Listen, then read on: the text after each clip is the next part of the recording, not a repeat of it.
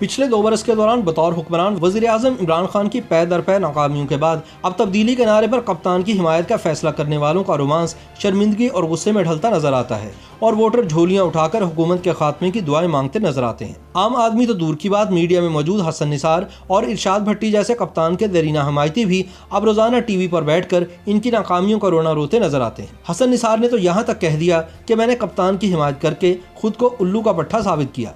तारीखी महंगाई के बायस अपनी माशी तबाही के बाद अवाम एहतसाब का नारा भूल चुके। दाल, सब्जी, घी और चीनी की कीमतों से शुरू होने वाले गिले शिकवे अब पेट्रोल, बिजली, गैस और पानी की कीमतें बढ़ाने पर लानत मलामत तक जा पहुंचे हैं।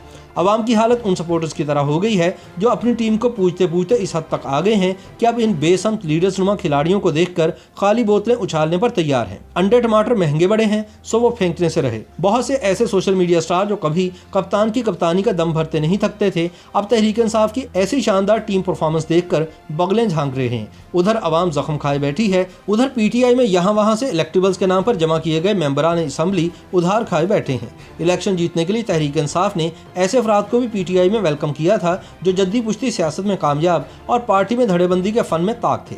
आज पीटीआई के सामने सबसे बड़ा चैलेंज ही ऐसे सियासतदानों को नत डाल कर रखना है जिनकी सियासत इनके हल्के के गाँव और तहसीलों की जात बिरादरियों के गिर्द घूमती है। ये पीटीआई अच्छी तरह जानती है कि इन अरकान असम्बली की सियासत खान साहब की करिश्माती शख्सियत के बलबूते पर नहीं खड़ी। इसीलिए आए दिन आप ये चहमगोइयां सुनते रहते हैं कि फवाद चौधरी तहरीक छोड़ गए, कभी मार्केट में उड़ाई जाती है कि नदीम अफजल चंद पार्टी को टाटा बाय बाय कर गए। बावजूद ये कि शाह महमूद कुरैशी वज़ीर आज़म के बयानात पर वाह वाह करने में कोई कसर नहीं उठा रखते, मगर आज भी पार्टी के मामूली कारकुन से लेकर इंसाफी सोशल मीडिया एक्टिविस्ट तक बहुत सौ को शाह साहब की नीयत खोटी नजर आती है। पीटीआई का दूसरा सरदर्द वो कलफज़दा कपड़ों में मलबूस आज़ाद सियासतदान हैं जो बड़े काम के सही, बड़े नाम के नहीं।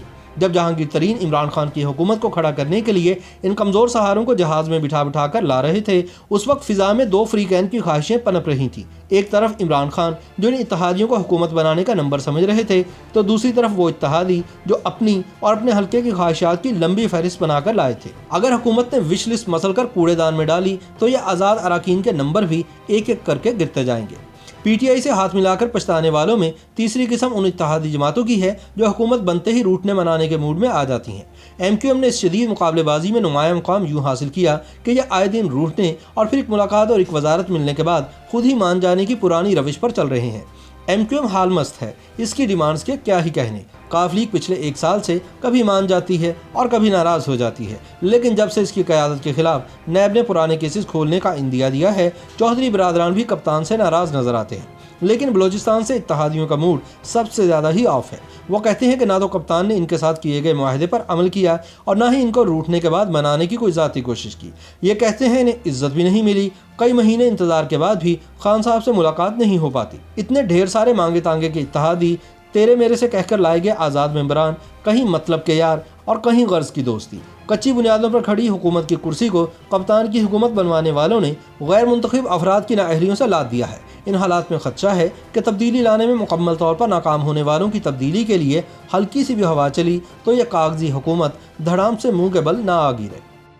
YouTube पर गूगली न्यूज देखने के लिए youtube.com की सर्च बार में गूगली न्यूज टीवी टाइप करें। गूगली न्यूज के पेज पर सुर्ख रंग के सब्सक्रिप्शन वाले बटन पर क्लिक करना ना भूलिए। YouTube पेज पर अपलोड होने वाली वीडियोस से बाखबर रहने के लिए बेल आइकन पर क्लिक कीजिए। आपको हर नई वीडियो के बारे में नोटिफिकेशन मौसूल हो जाएगा।